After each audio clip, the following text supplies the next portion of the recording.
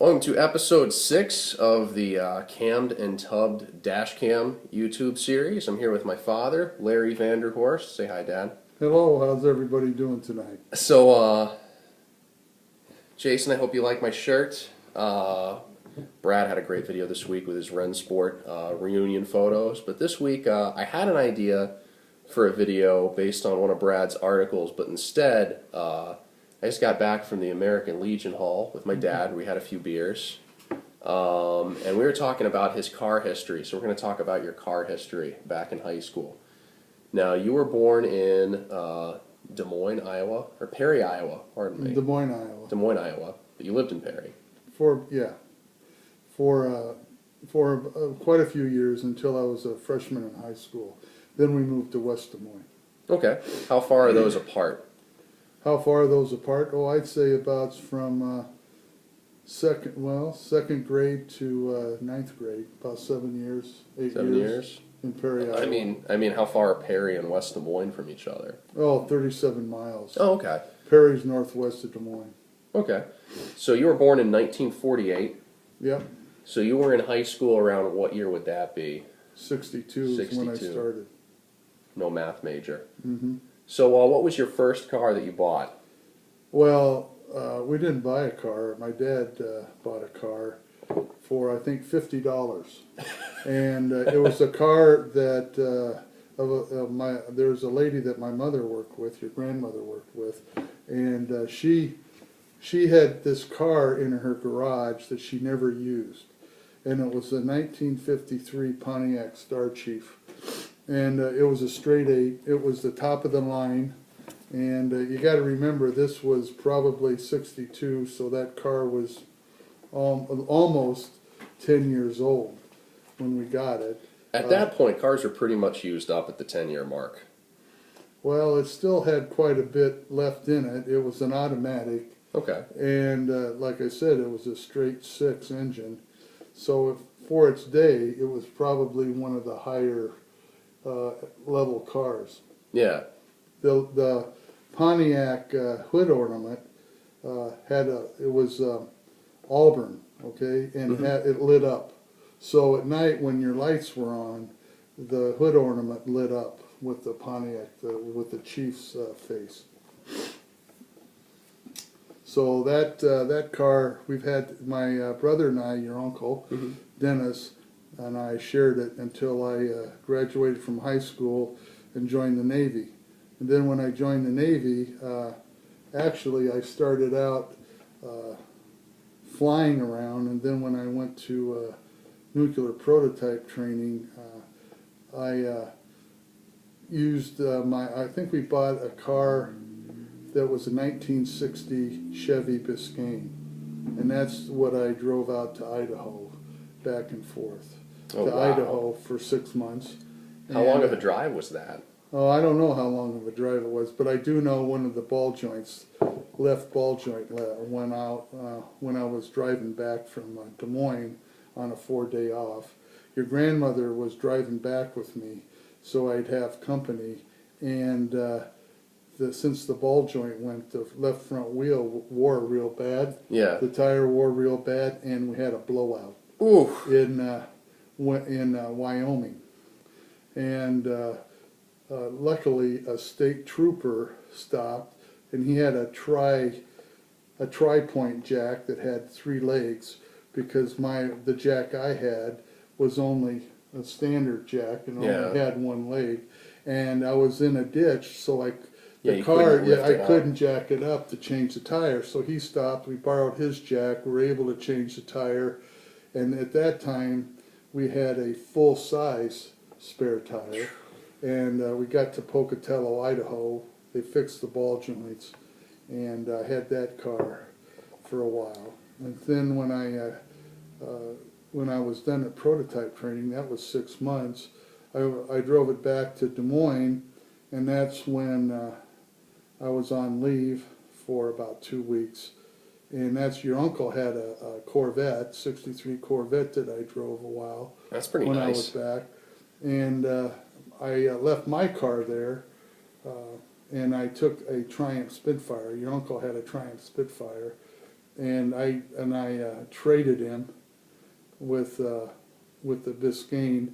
Ultimately, your great uncle got it for your cousin, Oh, okay. and for your second cousin, and he drove it around for a while. Then your great uncle drove it around for a while until I guess the floor rusted out, and he ended up on the driver's side. He had 2x4s that was sitting on Perry, Iowa. So I drove that car out to the sub base in Groton, Connecticut, or New London, Connecticut, and to the sub base out there. And I had that car for a while, and I met your mother, and we got married, and I went on patrol, and then we got married, and then we got rid of the Triumph Spitfire when we got married. Now you drove that. I want to go back to the Triumph Spitfire because you're not a small guy. Mm-hmm. Like you're 6 feet tall. Like there's a bit of space here. Like I'm not calling you fat. I'm just saying like you're an imposing gentleman. Well, you drove that Spitfire with your sea bag in the passenger seat from Iowa to the East Coast. That's right. That's a tiny car. That's right. And the soft top was in the trunk, but I had the hard top on because I had two tops. So, and then about midway in New York, the starter went. Oh, boy. So I had, when I stopped and stayed at the motel, I ended up parking on an incline.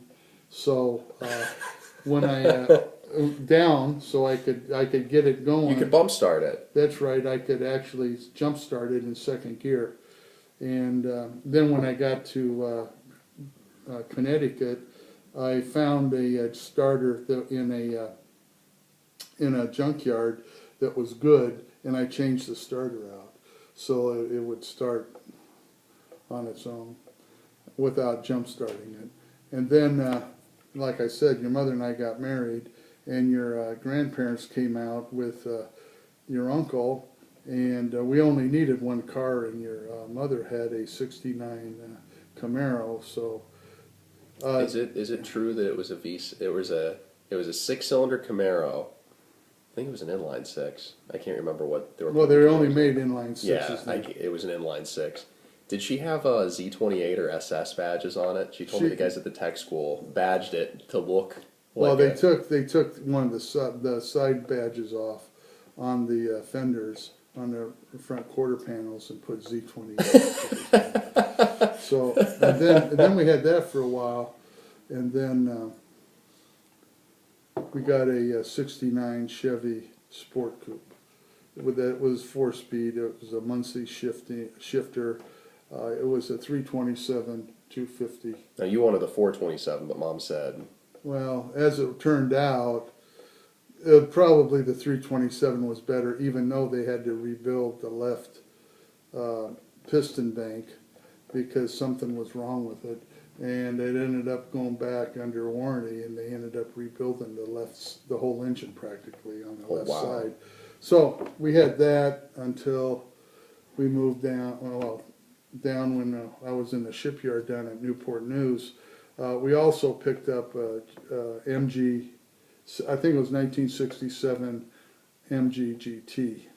So we had two cars while we were down in Newport News while I was in the shipyard and overhaul down there. That's quite a fleet too. I mean, just like if you could pick two, if it was the late '60s and you could pick two cars, late '60s, early '70s, it was a heck of a pair.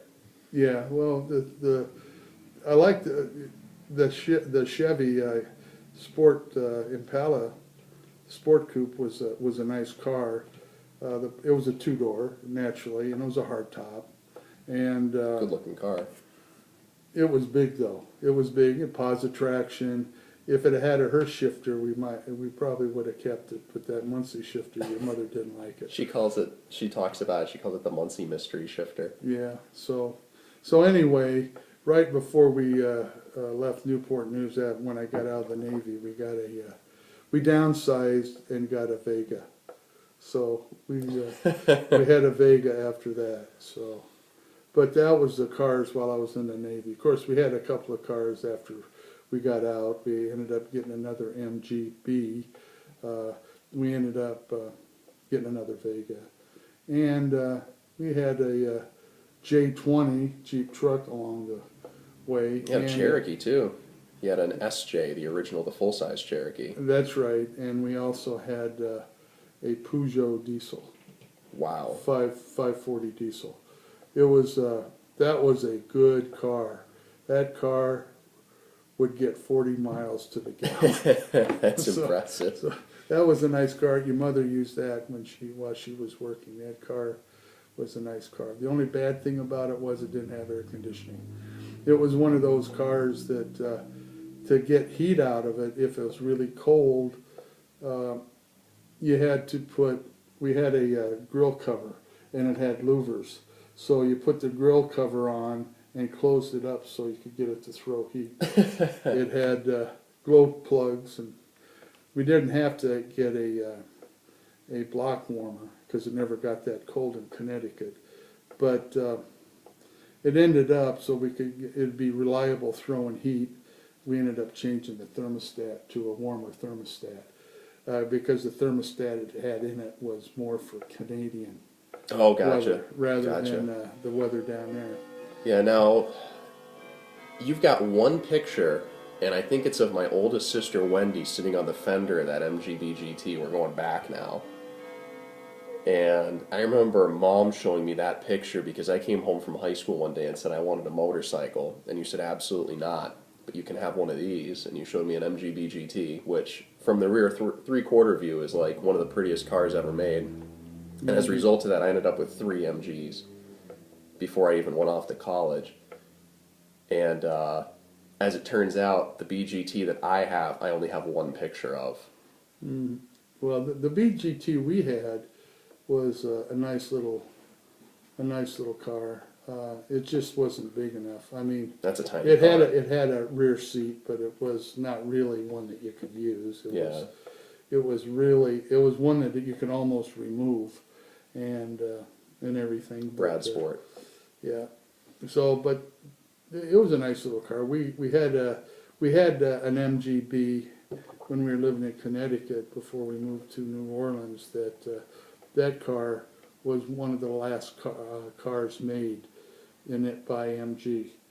I think they stopped making them in '78 or '79.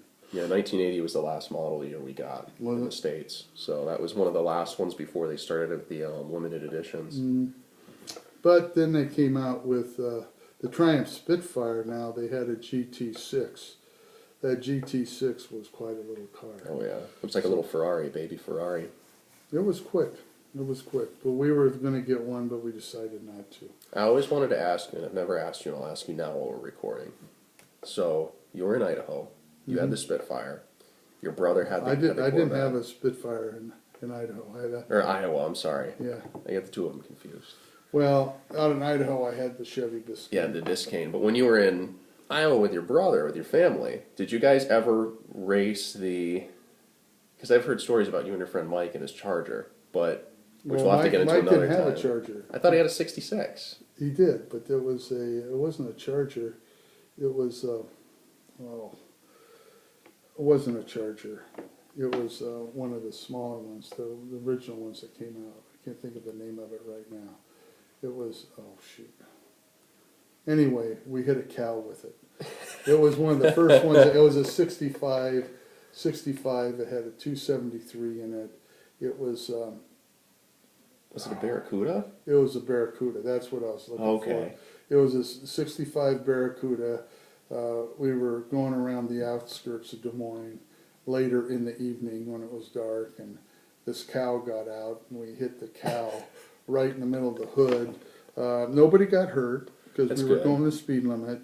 The cow had to be dispatched by the sheriff, and your grandmother never would believe me for a while that we hit a cow. It's because Mike's folks so owned a dealership, right? well, your Mike's father was the general manager of a Chrysler Plymouth dealership. So it doesn't help your case when he shows up the next week with another new new Mopar of some. Well, I don't know if he ever, I can't remember if he got another one or not. He may have, but I know we played basketball, and your grandmother never would believe me because we got home about 3 o'clock in the morning. And then she and Dad, your grandfather, went to a basketball game that I was playing in, and they saw Mike's father, and your grandmother asked Mike's father about the cow, and he said, "Oh yeah, yeah, totaled the front end of that Barracuda." Yeah, when I turned the day before, I think I got my driver's license. You guys got me my first cell phone, so that situation wouldn't happen. That if I hit a cow, if I happened to be cruising around the outskirts of Des Moines late at night, and I hit a cow, I could call you guys and let you know immediately. And then a few years later, I got a phone with a camera on it, so I could take a picture of the damage and the cow, so I could prove it to you. So I could never lie about hitting a cow.